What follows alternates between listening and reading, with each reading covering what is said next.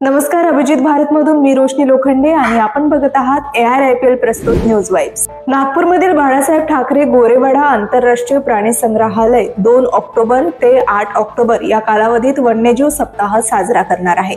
सर्व वयोगटातील लोकांसाठी उपक्रमांद्वारे वन्यजीव संवर्धनाबद्दल जागरूकता पसरवण्यासाठी हा कार्यक्रम घेण्यात येणार आहे।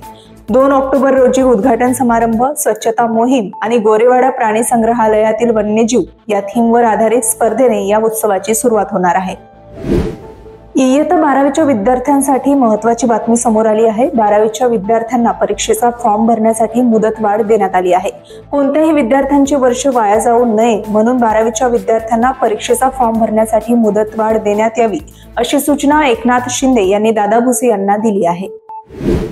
छत्तीसगडमधील बिलासपूर शहरातील एका 22 वर्षीय नीटच्या उमेदवाराने त्याच्या राहत्या घरात स्वतःवर गोळी झाडून आत्महत्या केली। तो परीक्षेच्या दबावामुळे अत्यंत तणाव आणि नैराश्यात होता असे त्याच्या घरच्यांनी सांगितले आहे। कुटुंबातील सदस्यांनी गोळीबाराचा आवाज ऐकला तेव्हा मुलगा त्याच्या खोलीमध्ये एकटाच होता। कुटुंबियांनी त्याला वाचवण्याचा प्रयत्न केला, मात्र त्याचा मृत्यू झाला आहे। इटलीच्या पंतप्रधान जॉर्जिया मेलोनी लवकरच त्यांचे आत्मचरित्र जगासमोर सादर करणार आहे आणि महत्त्वाचे म्हणजे प्रस्तावनेचा काही भाग भारतीय पंतप्रधान नरेंद्र मोदी यांनी लिहिला आहे। याला उत्तर देताना पंतप्रधान मोदी म्हणाले की ही प्रस्तावना लिहिणे हा त्यांच्यासाठी एक मोठा सन्मान आहे आणि ते आदर, कौतुक आणि मैत्रीतून असे काम करत असतात। सुपरस्टार प्रभासचा नवीन चित्रपट द राजा साब याची घोषणा झाल्यापासून प्रेक्षकांमध्ये प्रचंड उत्सुकता निर्माण झाली आहे। प्रभास या चित्रपटात अशा एका अनोख्या भूमिकेत झळकणार आहे जी त्याने यापूर्वी कधीही पडद्यावर साकारलेली नाही असे निर्मात्यांनी सांगितले आहे। या चित्रपटासाठी उभारलेला विशाल सेट हा जगातील सर्वात मोठा इंडोर सेट असल्याचा दावाही निर्मात्यांनी केला आहे।